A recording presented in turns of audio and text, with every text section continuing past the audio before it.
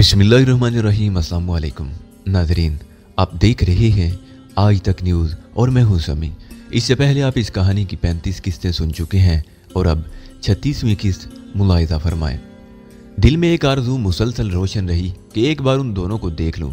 ये जान लूं कि मेरे जिन दोस्तों ने मुझे इतना वहशी मुजरिम बना दिया, उन्होंने अपना वादा भी पूरा किया या नहीं।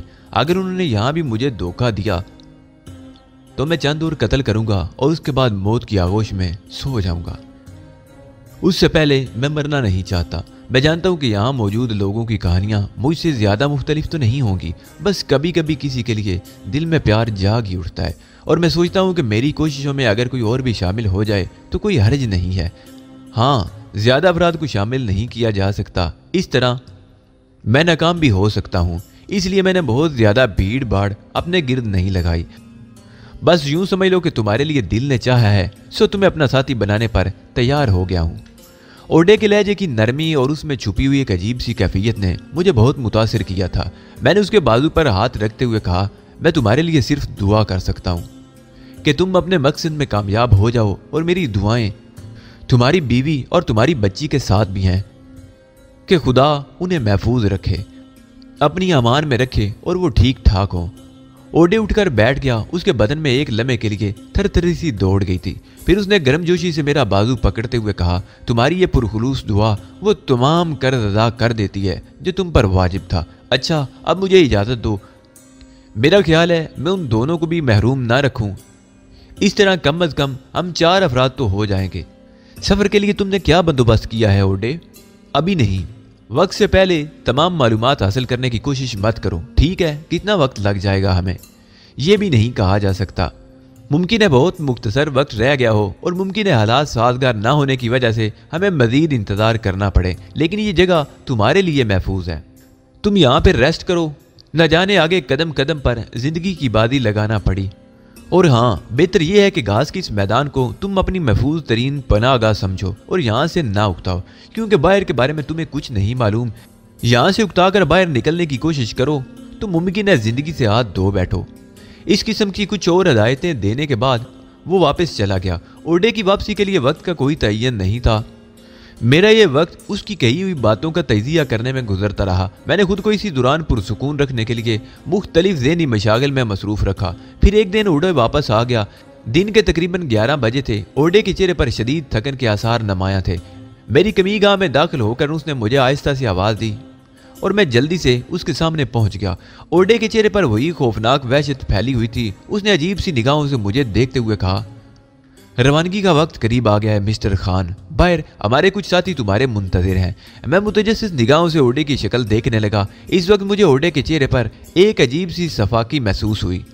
उसकी शख्सियत में मैंने सिर्फ उन लम्हात में नरमी और लचक पाई थी जब उसने अपनी बीवी और बेटी का जिक्र किया था, लेकिन वो आकर गुजर गया और अब ओडे की शख्सियत जूं की तूं थी।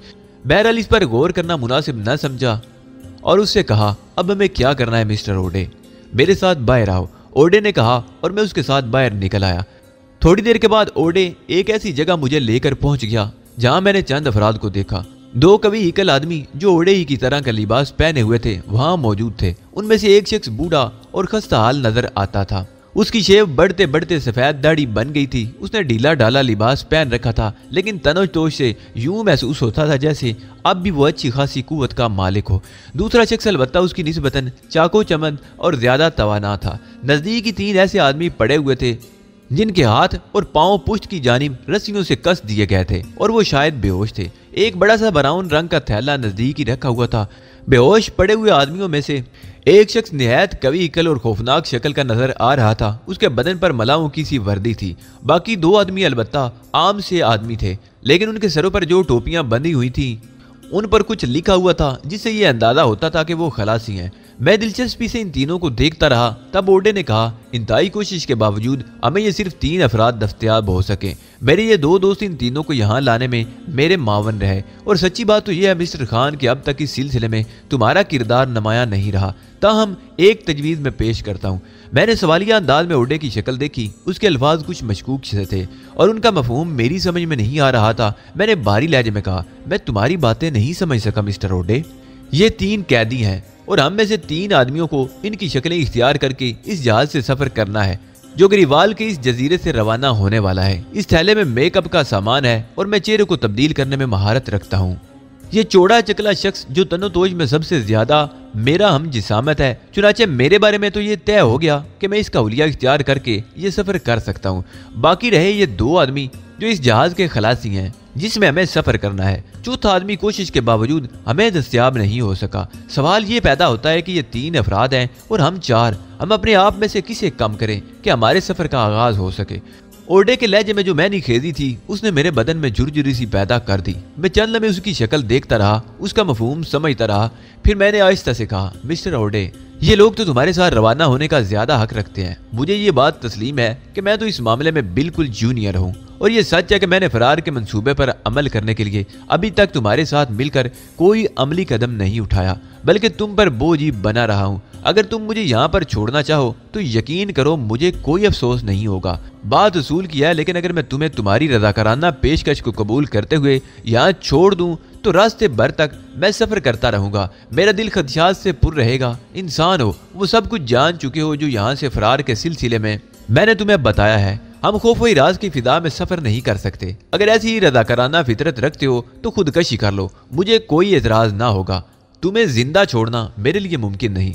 ओरडे का चेहरा इतना सर था, इतना सपाट और इतना सफाक कि मैं उसकी शक्ल देखता रह गया। उसके अल्फाज पर गौर करता रहा। यह तो किसी तौर मुमकिन नहीं था कि मैं सिर्फ एक अहमकाना हरकत के लिए जान दे दूं।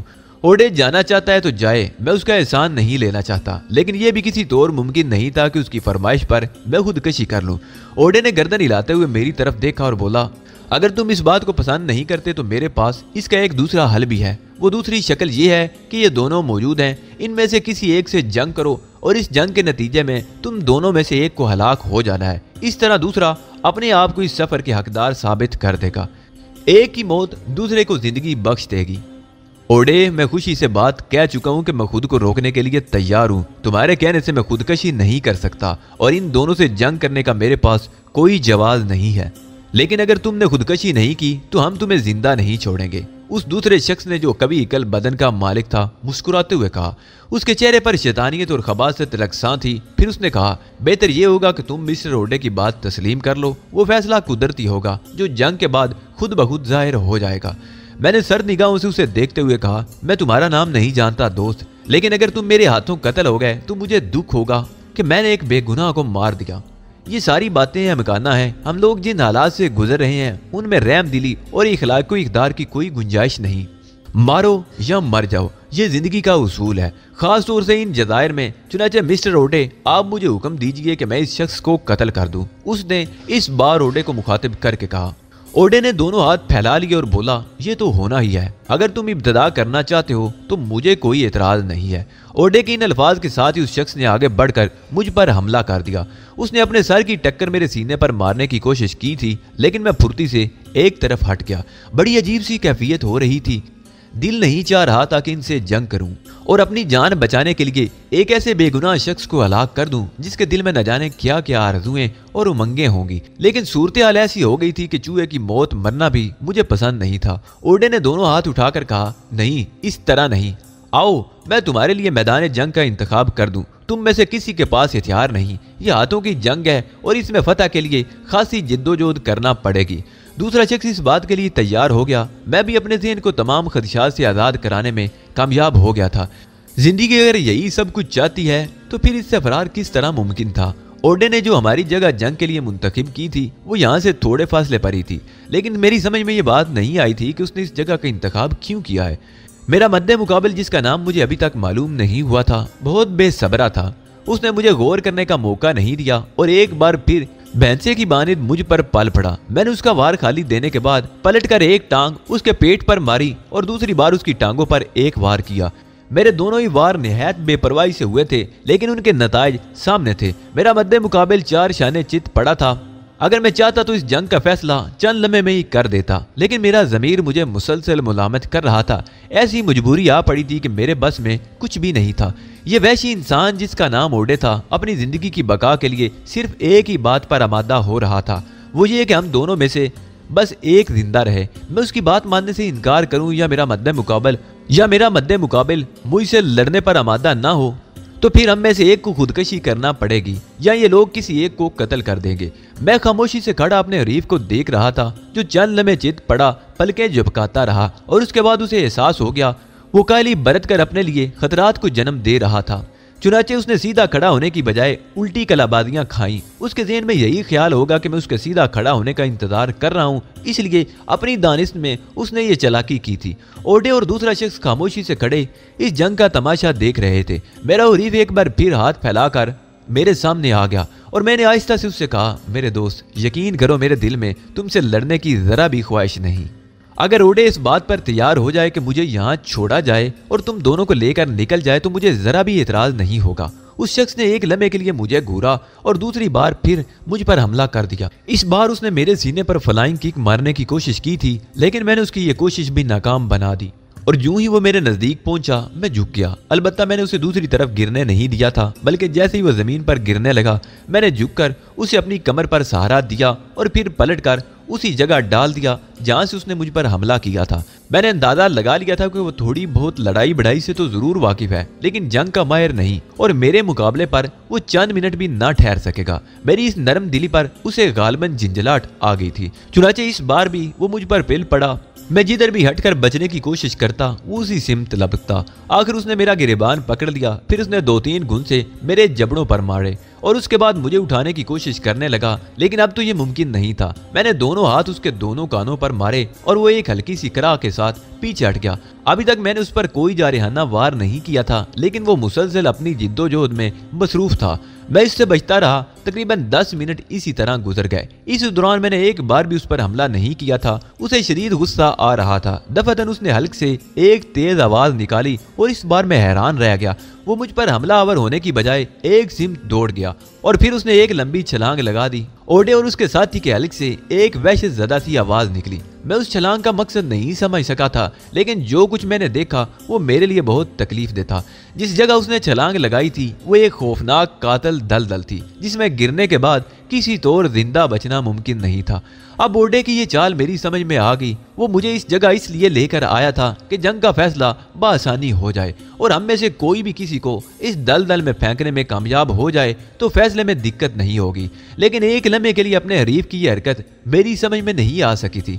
अलबत्ता जब उसने दलदल में गुरूब होते हुए दोनों हाथ हिलाए और उसकी मदम सी आवाज मेरे कानों तक पहुंची तो मेरा दिल खून के आंसू रोया। उसने कहा था, तुम जिंदा रहो नौजवान, तुम जिंदा रहो, तुम जिंदा रहने के काबिल हो। खुदा हाफिज। मेरे पूरे वजूद में एक लम्हे के लिए थर-थर सी दौड़ गई थी। मैं अब समझ गया था कि उसने मुझसे मुतासिर होकर अपनी जिंदगी मौत के हवाले कर दी है। यकीनन वो मुझसे बहुत ज्यादा मुतासिर हो गया था। वो जानता था कि वो मेरे मुकाबले पर कुछ नहीं कर सकता, लेकिन उसने ये भी देख लिया था कि मैंने एक बार भी उस पर हाथ नहीं उठाया था, जबकि वो बार बार मौका मिलते ही मुझ पर अपने हुनर आजमा चुका था। बिलाकर वो इंसान था। एहसास जागा और इस एहसास ने उसे मौत की जानिब धकेल दिया। मैं साकत व जानिब खड़ा उसे दलदल में गुरूब होते देखता रहा। उसकी कोई मदद नहीं की जा सकती थी।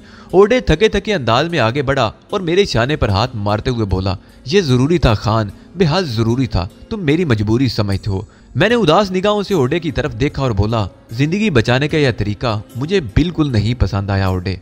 हाँ, इसमें कोई शक नहीं, ये एक बदतरीन तरीका था, लेकिन अगर ओडे की हालत पर गौर करोगे तो उसे बेकसूर पाओगे। मैंने साल मेहनत की है। मैं अपनी इस जिद्दोजहद में कोई कसर नहीं छोड़ना चाहता। मैंने ओडे से कुछ नहीं कहा। बड़ी अजीब सी परेशानी तारी हो गई थी। तब ओडे ने अपने दूसरे साथी की तरफ रुख करके कहा, मैगन, तुम्हारा इस सिलसिले में क्या ख्याल है? कुछ नहीं, मेरा खामोश रहना बेहतर है, मैगन ने जवाब दिया।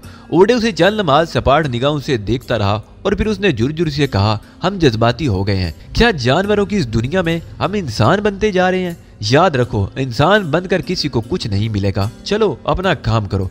वो आगे बढ़ गया और हम उस रास्ते से होते हुए उन बेहोश अफराद के पास पहुंच गए जो अब भी बेहोश पड़े हुए थे। ओडे ने ब्राउन रंग का वो थैला खोला और फिर उसमें रखा हुआ सामान निकाल कर बैठ गया। मेकअप का ये सामान पता नहीं कहां से उसके हाथ लग गया था।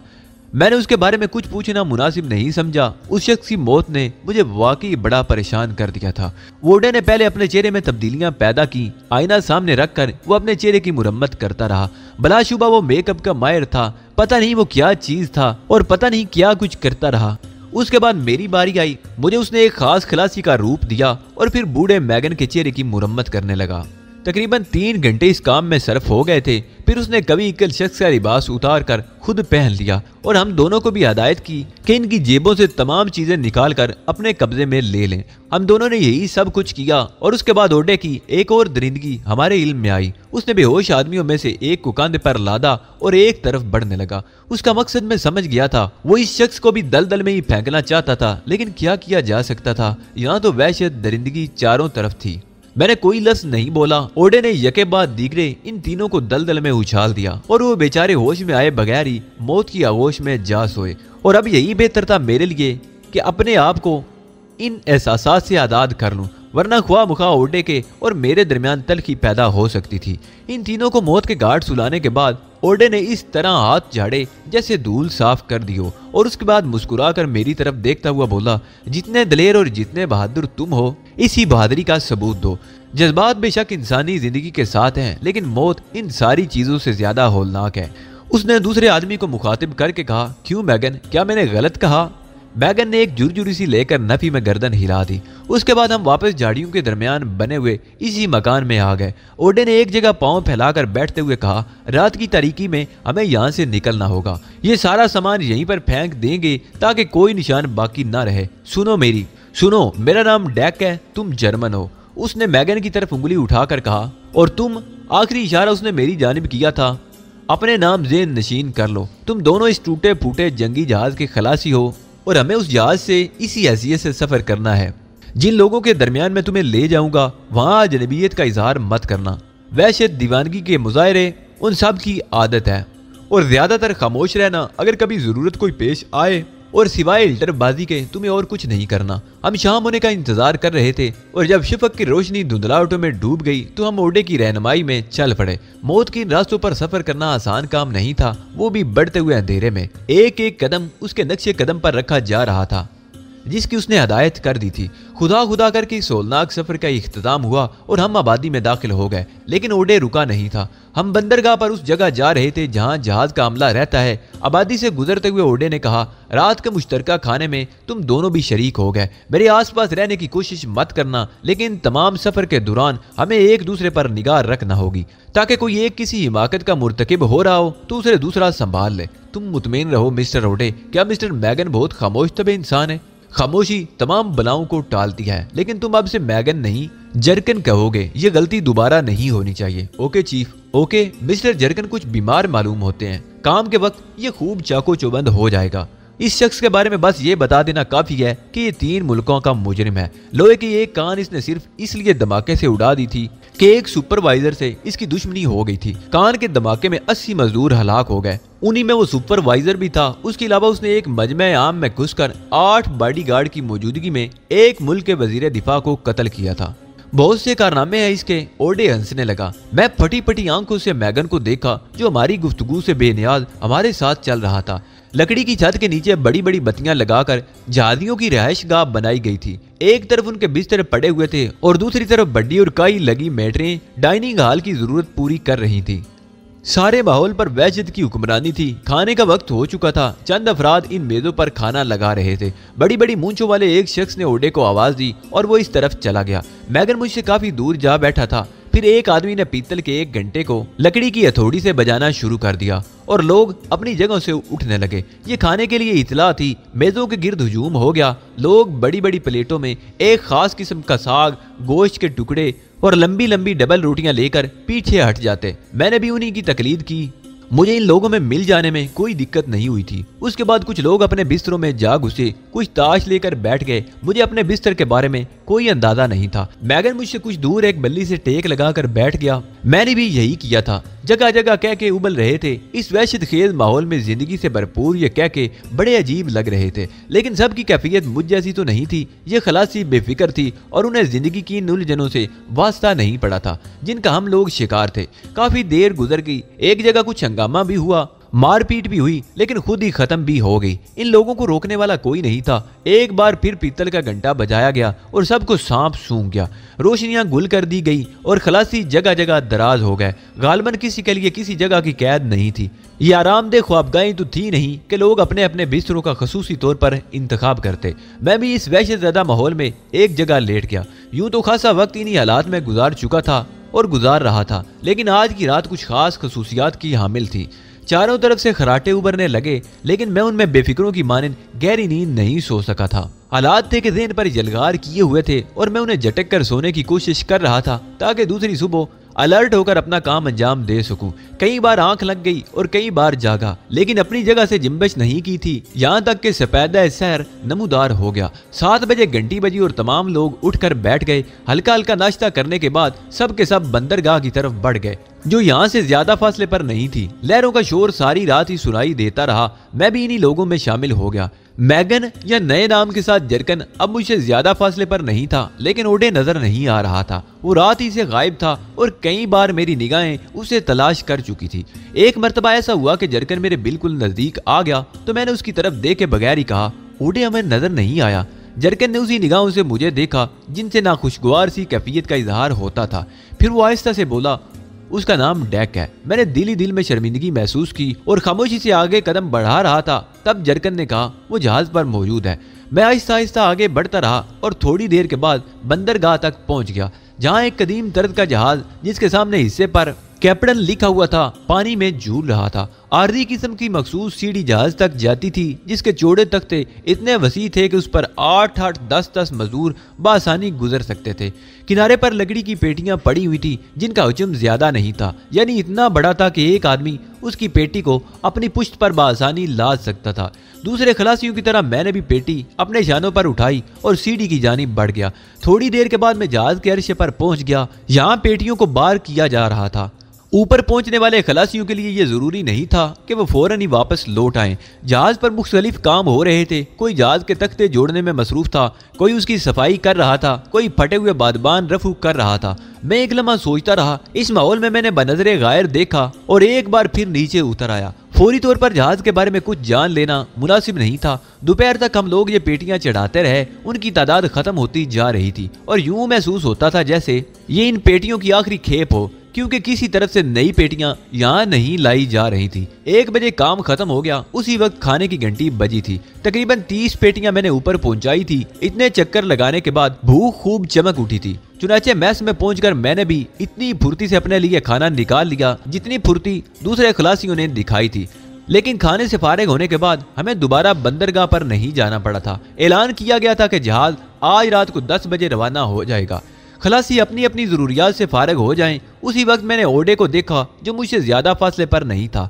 आहिस्ता आहिस्ता चलता हुआ वो मेरे करीब आया। उसकी चाल में बड़ी खुद एतमादी थी। उसने मुस्कुराते हुए मुझसे कहा, हेलो पाल, कोई उलझन या परेशानी तो नहीं हुई? नहीं मिस्टर डैक, मैं ठीक हूँ। मुझे माफ करना, कुछ वक्त मैं तुमसे दूर रहा, लेकिन सेकंड ऑफिसर होने की हैसियत से जहाज के कुछ इंतजामी अमूर मेरे सुपुर्द कर दिए गए थे। तुमने सुन लिया होगा कि हम रवाना होने वाले हैं। तुम्हारा दोस्त तो ठीक है ना? बिल्कुल ठीक है, मैंने जवाब दिया और ओडे गर्दन हिलाता हुआ आगे बढ़ गया। हम लोग निहायत कामयाबी के साथ अपने पहले मरहले से गुजर चुके थे और किसी को हम पर कोई शक नहीं हुआ था। अगर माहौल में ये वहशत खेदी ना होती और खलासी एक दूसरे के शनासा होने के बावजूद एक दूसरे से इस कदर गैर मुतल्लक ना होते तो शायद यहाँ में काफी मुश्किलात पेश आती। कुछ लोग बिलावजह के दोस्त बन जाते और उन्हें शक हो जाता, लेकिन ये सब कुछ नहीं था। गोया ये सर फिरों का गोल था जिन्हें एक दूसरे से कोई गरज नहीं थी। शायद कोई किसी को दोस्त नहीं बनाता था। बस जो किसी के साथ जितनी देर बैठ गया बस बैठ गया, और जो अलग थलग रहा उसने किसी को घास ना डाली। यह मामूल हमारे लिए निहायत फायदा बख्श था। रात को 10 बजे खुसूसी रोशनियां की गई ताकि खलासी अपना काम कर लें। फिर खलासियों के मैट उन्हें ऊपर पहुंचने की हिदायत करने लगे और थोड़ी देर के बाद तकरीबन खलासी, जिनमें मैं और जरकन भी शामिल थे, जहाज पर पहुंच गए और अपनी अपनी जिम्मेदारियां संभाल ली। सीढ़ियां हटा ली गई थी। वक्त मुकर्रर पर जहाज ने लंगर उठा लिए और आहिस्ता आहिस्ता गहरे समंदर की जानिब बहने लगा। खलासी अपने अपने काम में मसरूफ हो गए थे। ये रात सोने की नहीं थी। 20 खलासियों के एक गिरोह की ओडे कमान कर रहा था और उनके लिए अहकामात सादर कर रहा था। वो सब इसके अहकामात की तामील कर रहे थे। जरकन इस वक्त मेरे करीब ही मौजूद था। वो आहिस्ते से बोला, यूं लगता है जैसे अब हम बेहतर हालत में हैं। मैंने गहरी निगाहों से जरकन को देखा और बोला, कमाल है, तुम गुफ्तगू कर रहे हो। मैं इतना बदइखलाक नहीं हूँ मेरे दोस्त, लेकिन फरार का तसव्वुर और अपने लोगों से जा मिलने के एहसास ने मुझे ऐसा कर दिया है कि मैं बयान नहीं कर सकता। अभी तो हम इब्तदाई मराइल में ही हैं। क्या कहा जा सकता है कि आने वाले लम्हात कैसे हों। ताहम अगर तुमने मेरी बेरुखी को महसूस किया हो तो मैं उसके लिए माफी चाहता हूँ। नहीं नहीं मिस्टर जरकन, ऐसी कोई बात नहीं। खामोश रहते रहते जबान ईंट कर रह गई है। मेरा ख्याल है अब अगर हम दोनों भी साथ रहें तो कोई हर्ज नहीं। जैसा कि हमारे चीफ ने कहा, हमें बैरतौर एक दूसरे से लाताल्लुक रहना होगा ताकि लोगों की निगाहों में हम खसूसियत इख्तियार कर सके। ठीक कहते हो, जरकन ने सारी लाते हुए कहा। फिर बोला, सेकंड ऑफिसर तो यूं लगता है जैसे सारी जिंदगी जहाज पर खलासियों की कमान करने में गुजार चुका है। देखो, कहीं भी उसके अंदाज में कोई लचक नहीं पाई जाती। मैंने जवाब नहीं दिया तो जरकन आगे बढ़ गया। मैं खुद भी ओडे को देख रहा था। वाकई वो बिल्कुल ऐसा ही लग रहा था जैसे जहाज के तमाम मामला से बखूबी वाकिफ हो। रात को 3 बजे तक ये मसरूफियात जारी रहीं और जब जहाज इत्मीनान बख्श अंदाज में आगे बढ़ने लगा तो खलासियों को आराम करने की हदायत कर दी गई। 20 अफराद की इस ग्रुप में 8 आदमियों की ड्यूटी रात को थी। बकाया की ड्यूटी सुबह को लगाई जाने वाली थी। चुनाचे रात के इस आखिरी हिस्से में भी सोने का मौका मिल गया और दूसरी सुबह फिर मुझे जगाने वाला ओडे ही था। तुम्हारी ड्यूटी का वक्त शुरू हो गया है, अपना काम अंजाम दो, उसने सर्द और सपाट लहजे में कहा। मैंने हल्का सा नाश्ता किया जो जहाज के एक हिस्से में तमाम खलासियों के लिए रख दिया गया था ताकि अपनी मर्जी से उठाएं और अपना पेट भर लें। जहाज का ये सफर तकरीबन 6 दिन तक जारी रहा और किसी हादसे का शिकार हुए बगैर हम लोग एक बंदरगाह पर पहुंच गए।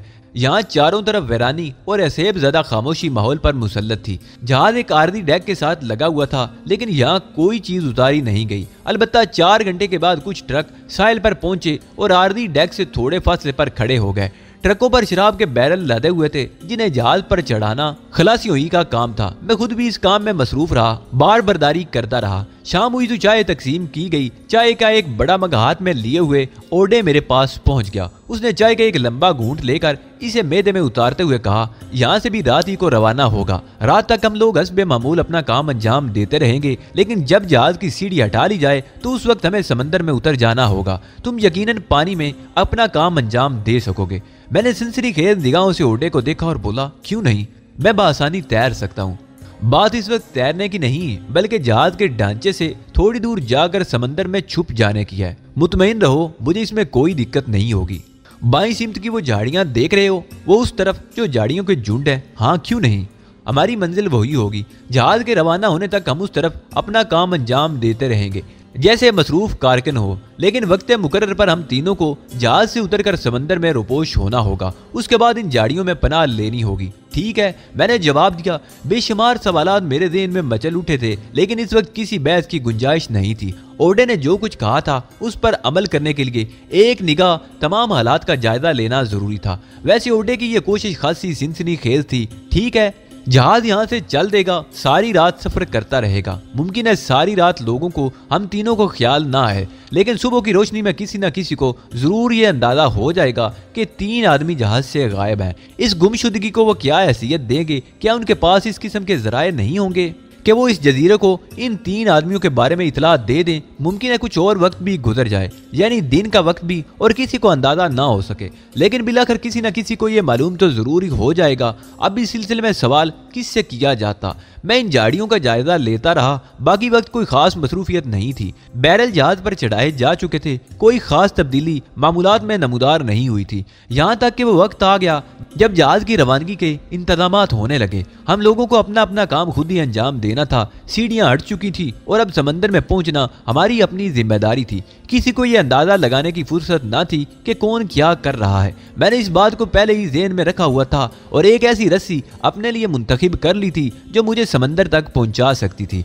इस रस्सी को मैंने इंतहाई एहतियात से जहाज के एक ऐसे हिस्से में बांध दिया था जहां दूसरों की निगाह कम ही पहुंच सकती थी। अलबत्ता इस रस्सी का फंदा मैंने इस तरह लगाया था कि नीचे पहुंचने के बाद अगर इसमें कोशिश करूं तो वह फंदा बासानी निकल सके। ये एक मखसूस अंदाज की गिरा थी जिसे जरा सी ढील के बाद छुटकारा देकर खोला जाए तो वो खुल जाती। अलबत्ता उसके सरे को मैंने भीगने से महफूज रखा था ताकि झटका देने से उसके खुलने में कोई दिक्कत ना हो। जहाज का आखिरी बोंपू बजा और उसके बाद लंगर उठा दिया गया। अरशे पर शोर शराबे की आवाजें सुनाई दे रही थी। खलासी जहाज को साहिल से हटा ले जाने के लिए कामों में मसरूफ थे। मेरे सुपुर्द भी यही जिम्मेदारी थी और मैं अपनी ड्यूटी अंजाम दे रहा था, लेकिन आहिस्ता आहिस्ता मैं उस सिमत बढ़ता जा रहा था जहां से मुझे नीचे उतरना था। जरकन और डैक के बारे में मुझे कुछ मालूम ना था कि उन्होंने नीचे उतरने के लिए क्या इंतजामात किए हैं।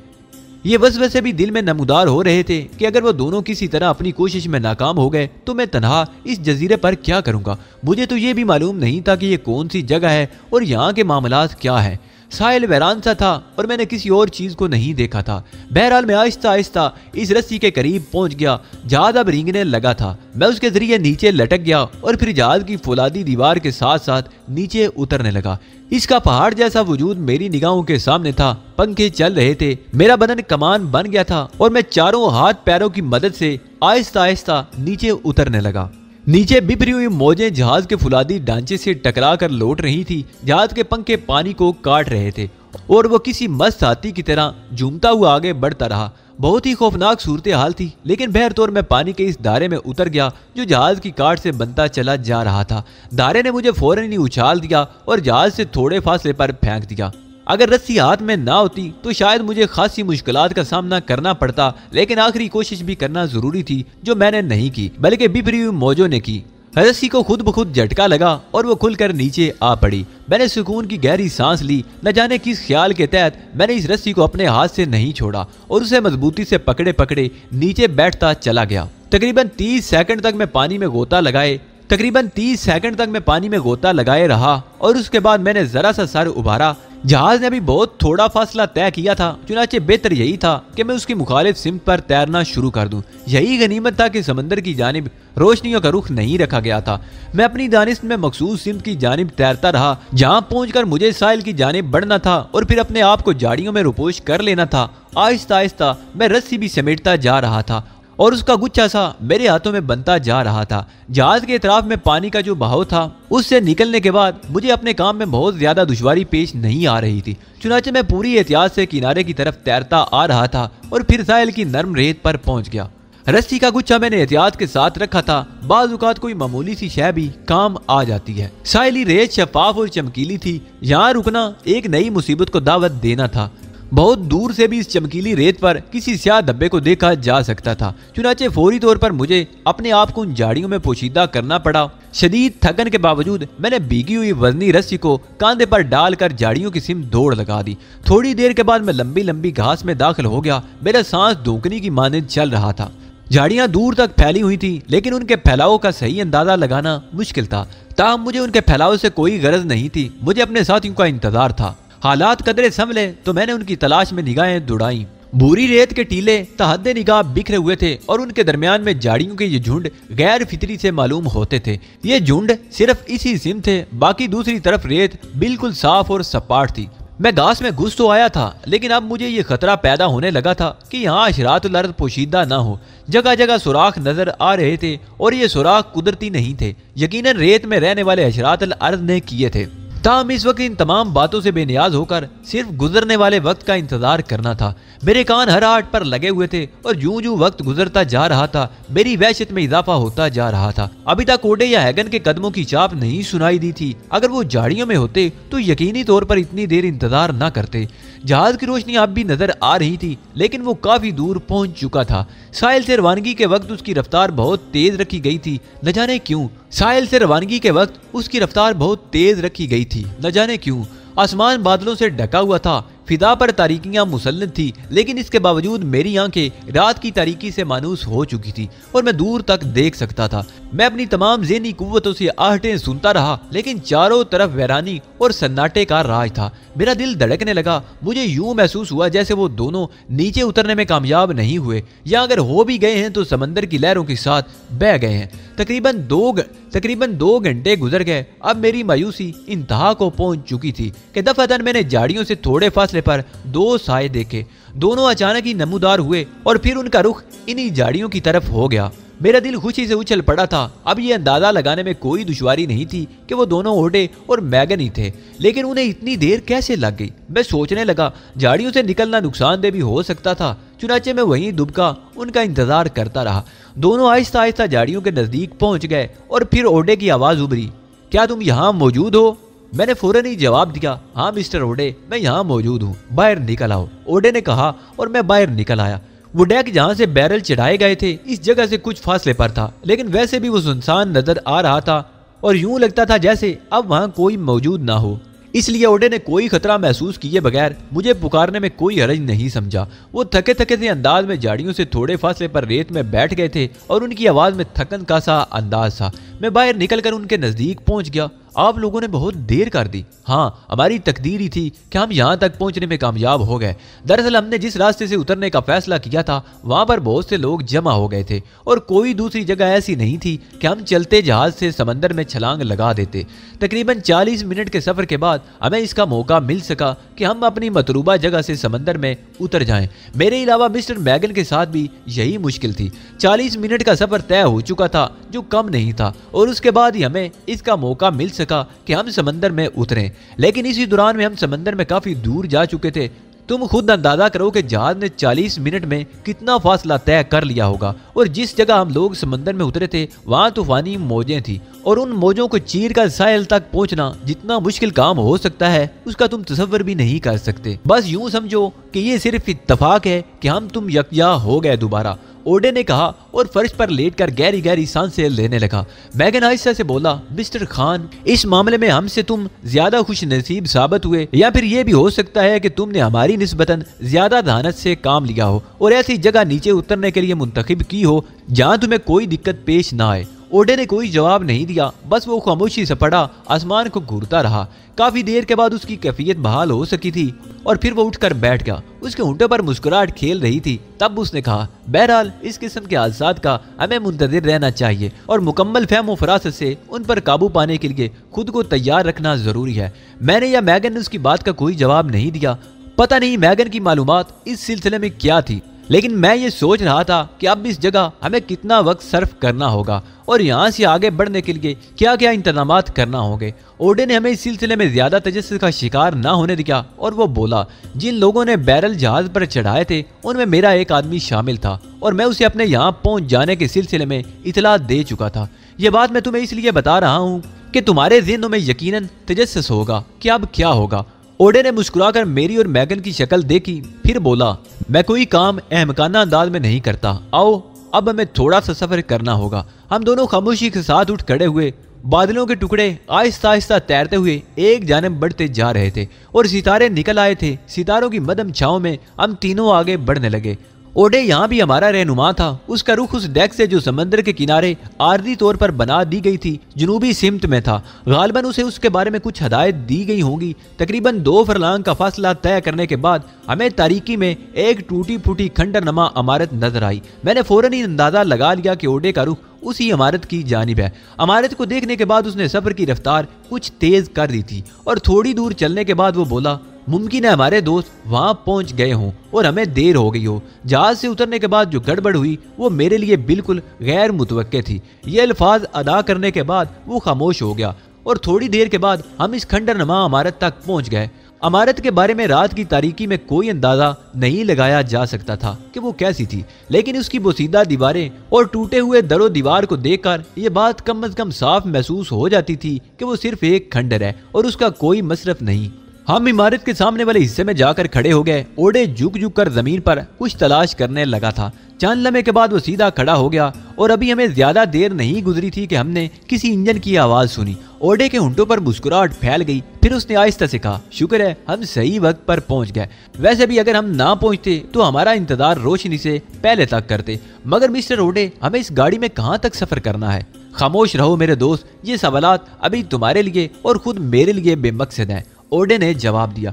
आखिरकार हमें वो गाड़ी नजर आ गई जिसकी हेडलाइट्स बुझी हुई थी। ये एक बड़ा सा ट्रक था जो किसी नामालूम जगह से नमूदार हुआ था। ट्रक में गंदम की बोरियां लदी हुई थी। ड्राइविंग सीट से एक आदमी नीचे उतरा। उसने ओडे से मुसाफा किया लेकिन मुंह से एक लफ्ज भी अदा नहीं किया था और हम तीनों एक एक करके ऊपर पहुंच गए। बोरियों के दरमियानी हिस्से में खासी जगह रखी गई थी और यह जगह ऐसी थी कि सिर्फ एक आदमी इसमें समा सके। बोरियों को मखसूस अंदाज में ट्रक में रखा गया था। बहरहाल चंद लम्हात के बाद ट्रक चल पड़ा और अब वो इचकोले खाता हुआ किसी नामालूम मंजिल की जानिब रवां दवा था।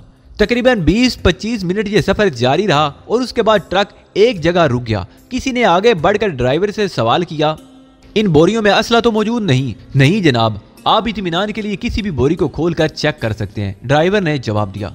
तुम्हारे कागजात? सवाल किया गया और ट्रक ड्राइवर ने शायद कागजात दिखा दिए। ठीक है जाओ, जवाब मिला और हम लोग जो सांस रोक के पड़े हुए थे गहरी गहरी सांसें लेने लगे। ट्रक का सफर फिर से जारी हो गया। काफी दूर पहुंचने के बाद वो एक जगह रुक गया। ट्रक ड्राइवर ने इंजन बंद किया और उतर कर पीछे आ गया। ठीक है, ठीक है, सब आ जाओ, उसने कहा और हम फंसते फंसाते इन बोरियों के दरमियान से निकल आए। ट्रक ड्राइवर हम तीनों को साथ लिए हुए एक तरफ बढ़ता चला गया। ये कोई इमारत थी, लेकिन ये इमारत भी तारीकी में डूबी हुई थी। इमारत के अंदर पहुंचने के बाद ट्रक ड्राइवर ने कहा, हम आपके लिए नेक ख्वाहिशात रखते हैं जनाब, खुदा हाफिज। ओडे खामोशी से इमारत के अंदर पहुंच गया था। इमारत में इसकी मुलाकात दो अफराद से हुई। ये दोनों अजीबो गरीब लिबास में मलबूस थे। झाड़ जिंकाड़ से चेहरे वाले इन दोनों अफराद के आगे बढ़कर ओडे को गले लगा लिया। उनमें एक दरमियानी उम्र का बरतानवी फौजी लॉरेंस था और दूसरा एक खुनख्वार सा आदमी फ्रैंक था। लॉरेंस और फ्रैंक से मेरा और मैगन का तारुफ कराया गया और फिर ओडे ने कहा, यहाँ से हमारी तादाद 5 हो जाती है। मैं समझ गया कि ये दोनों अफराद वही हैं जो यहाँ पर ओडे के मफादात की निगरानी कर रहे थे। गौर करने पर अंदाजा हुआ कि उनमें से एक शख्स को मैंने उस वक्त भी देखा था जब शराब के बैरल ट्रकों पर लाद कर डेक पर लाए गए थे। ओडे उनसे गुफ्तगू करता रहा। वो यहाँ के हालात के बारे में सवालात कर रहा था। लॉरेंस ने जवाब दिया, अपनी दानिश में तो हमने तमाम कार्रवाइयाँ मुकम्मल कर ली हैं, लेकिन तकदीर के लिए गुंजाइश हमेशा छोड़ देनी चाहिए कि क्या होगा इसके बारे में क्या कहा जा सकता है। ठीक कहते हो। वैसे क्या ख्याल है, कब तक काम हो जाएगा? ज्यादा देर नहीं लगेगी। आगे के इंतजामात नहायत खुश असलूबी से अंजाम दिए गए हैं। हर 7वें दिन मोटर बोट यहाँ पहुंचती है और हमसे आपके बारे में सवाल किया जाता है। गुड। आखिरी बार मोटर बोट कब आई थी? 5वां दिन हो चुका है, गोया अब सिर्फ 2 दिन बाकी हैं, लांस ने जवाब दिया। ये पूरी इसरार गुफ्तगू मेरी समझ में नहीं आई थी, लेकिन समझना जरूरी भी नहीं था। अब तक ओडे के इंतजामात के तहत अमल करता रहा था। देखना यह था कि आगे के हालात क्या होते हैं। अलबत्ता इनकी आवाजें मेरे कानों में पहुंच रही थी। मोटर बोट में हमारे कितने आदमी होते हैं? जिस बोट की यहाँ ड्यूटी है उसमें सिर्फ एक आदमी हमारा है। क्या डैनी और विल्सन इस इलाके में नहीं आते? ओडे ने पूछा। आपको इन दोनों के बारे में नहीं मालूम? नहीं दोस्त, हमें अपने बारे में नहीं मालूम होता था, तुम तो दूसरों की बात कर रहे हो। विल्सन की शक्ल याद है आपको? क्यों नहीं, दुबला पतला मासूम सी शक्ल वाला। मैं उससे कहता था कि बिला वजह मर्द बन गया। लड़की होता तो कम अज कम इतना भयानक जुर्म ना करता और कभी उसे गिरिवाल ना आना पड़ता। वाह मिस्टर ओडे, वो दर हकीकत लड़की थी। लॉरेंस ने गहरी सांस लेकर कहा। क्या? ओडे उछल पड़ा। हाँ मिस्टर ओडे, नशे में धुत चंद मुआफिजों ने उससे बेहुदा मजाक किया और विल्सन बर्दाश्त नहीं कर सका। उसने उनका चुरा छीन कर 4 मुआफिजों को कत्ल कर दिया। उसके बाद वो ताब का शिकार हो गया। तब इंकिशाफ हुआ कि वो लड़की है। आपको डैनी और विल्सन की दोस्ती तो याद होगी, मिसाली दोस्त थे वो दोनों। ओडे अफसुर्दगी से बोला। मुआफिज ये मालूम होने के बाद कि वो लड़की है, कुछ और ही मंसूबे बनाने लगे और डैनी पर जुनून सवार हो गया। हम लोग भी मूड में थे। डैनी स्टेन गन छीन कर उस इमारत में जा घुसा। अंदर जो मुहाफिज थे वो तो खैर अंदर ही डैनी का शिकार बन गए, लेकिन उसके बाद वो दरवाजे पर आया। उसे स्टेन गन का फालतू एमुनेशन मिल गया था जिससे वो 24 घंटे तक बैरूनी मुआफिजों को भूनता रहा। उसने 18 मुआफिज हलाक किए थे। फिर जब वो खामोश हुआ तो मुआफिज अंदर दाखिल हो गए। अंदर डैनी और विल्सन की लाशें ही मिल सकती थी। उन्होंने खुदकशी कर ली थी। इस दास्तान का अलमनाक पहलू ये है कि वो दोनों आपस में यहाँ मियाँ बीवी थे और विल्सन ने डैनी को सजा मिलने के बाद इस भयानक जुर्म का इर्तिकाब किया था, सिर्फ इसलिए कि उस जुर्म की सजा में वो डैनी के पास पहुंच जाए। लॉरेंस और फ्रैंक इत्मीनान से ओडे की गुफ्तगू सुन रहे थे और फिर लॉरेंस ने कहा, तुम मुतमईन रहो, अब तक तो सब कुछ ठीक ही हो रहा है और मुझे यकीन है कि आगे के मामलात भी ठीक होंगे। हमें इजाज़त दो, हमारा राब्ता रहेगा तुमसे। तुम्हारी ज़रूरियात की सारी चीज़ें यहाँ पहुँचा दी जाएंगी। ओके, मैं जानता हूँ, ओडे ने जवाब दिया। वो खुद उन दोनों के बाहर छोड़ने गया था। वापस आकर उसने कहा, तुम लोग अंदाजा लगा चुके हो कि सारे मामलात ठीक हैं और अभी तक कोई ऐसी बात नहीं हुई जो हमारे लिए तशवीश का बायस हो। चुनाचे आराम से सो जाओ, दिन रात आराम करो ताकि तुम्हारी तवानाई बहाल रहे। सवालात को ज़हन में जगह ना दो, नींद उम्दा आती है। हम दोनों ने कुछ न कहा और आराम करने लेट गए। ओडे के बारे में मेरा अंदाजा था कि बहुत पुरअसरार आदमी है और बहुत गहरा भी, लेकिन जो कुछ हो रहा है उसके बारे में बेहतर यही था कि कान दबाकर खामोश रहा जाए। खुद इस वक्त तक कुछ करने की जरूरत नहीं थी जब तक हालात बेकाबू ना हो जाएं। ये दूसरी रात की बात है, हम सो चुके थे लेकिन ओडे ने हमें जगा दिया। सॉरी फ्रेंड, ये रात सोने की रात नहीं है, लॉन्च आ चुकी है। बाहर लांस और फ्रैंक मौजूद थे। हमारे बाहर निकलते ही उन्होंने साहिल की जानिब सफर शुरू कर दिया। रात की खामोशी तारीकी में सफर करते हुए हम साहिल पर पहुंच गए। थोड़े ही फासले पर कदीम दर्द की एक लांच लहरों पर हिचकोले खा रही थी। लांस ने जेब से लाइटर निकाला और उसे 2 मरतबा जलाया। जवाब में लांच पर भी ऐसा ही शोला 2 बार नजर आया और लांस बोला, आओ काम हो चुका है। उसके बाद हमें पानी में दौड़ लगाना पड़ी थी। फिर पानी गहरा हो गया तो हम तैरते हुए लांच तक पहुंच गए। एक आदमी यहाँ हमारे इस्तकबाल के लिए मौजूद था। हेलो चरण सिंह, लांस ने आवाज दी। हेलो जी। मुझे इस नाम और लहजे में एशिया की खुशबू महसूस हुई और मैं आंखें फाड़ कर उसे देखने लगा।